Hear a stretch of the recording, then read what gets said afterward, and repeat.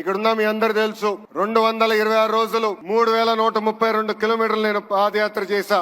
ఆ యువగలం పాదయాత్రలో అడుగడుగున ఎన్టీఆర్ ట్రస్ట్ చేసిన కార్యక్రమాలు కానివ్వండి, లేదంటే ఎన్టీఆర్ ట్రస్ట్ వల్ల బాగుపడిన పిల్లలు నన్ను స్వయంగా కలిశారు. దాంట్లో మీకు కొన్ని ఉదాహరణలు నేను ఇవ్వాలి. అనంతపూర్ జిల్లాలో శ్రావణి అని ఒక చెల్లి నన్ను కలిసింది. మధ్యాహ్నం లంచ్ కోసం బ్రేక్ అయినప్పుడు ఆమె వచ్చి నన్ను కలిసి ఆమె బాధ నాకు వ్యక్తం చేసింది. చిన్న వయసులో నాకు అవగాహన ఉన్నంత వరకు 2005, 2006లో వాళ్ళ తండ్రి తగరగుంట ప్రభాకర్ గారు పిల్లలందరూ, అంటే ఆయనకి దాదాపు 6 పిల్లలుంటే వాళ్ళందరినీ ఒక సలూన్ కి తీసుకెళ్లి హెయిర్ కట్ అయిన తర్వాత తిరిగి ఇంటికి వెళ్తుంటే ఆనాటి పాలకులు ఈ చిన్నారు ముందల ఆ ప్రభాకర్ ని చంపేస్తాం జరిగింది.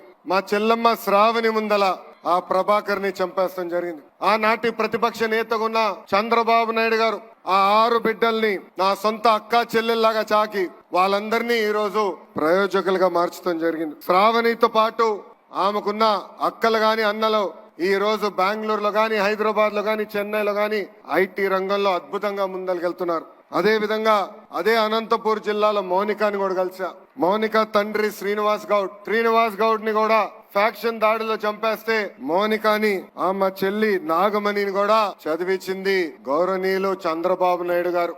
నాకు ఇప్పుడు కూడా బాగా గుర్తు, ఇంట్లో ఎప్పుడు ఎన్టీఆర్ ట్రస్ట్ గురించి ఆయన మాట్లాడేవారు, స్కూల్ గురించి మాట్లాడేవారు. ప్రత్యేకంగా ఆయన మేనేజింగ్ ట్రస్టీగా ఉన్నప్పుడు స్కూల్ కి వెళ్లి పిల్లలకి కౌన్సిలింగ్ ఇచ్చేవారు. నేను అడిగేవాడిని, నాకు మీరు అంత సమయం ఇవ్వట్లేదు కానీ అక్కడున్న పిల్లలకి అంత సమయం ఎందుకు ఇస్తున్నారని. అప్పుడు ఆయన ఒక మాట చెప్పారు, ఫ్యాక్షన్ లో ఎవరన్నా చనిపోతే కుటుంబ సభ్యులందరూ ఒక ప్రతిజ్ఞ తీసుకుంటారు, చంపినోళ్ళని తిరిగి చంపాలని.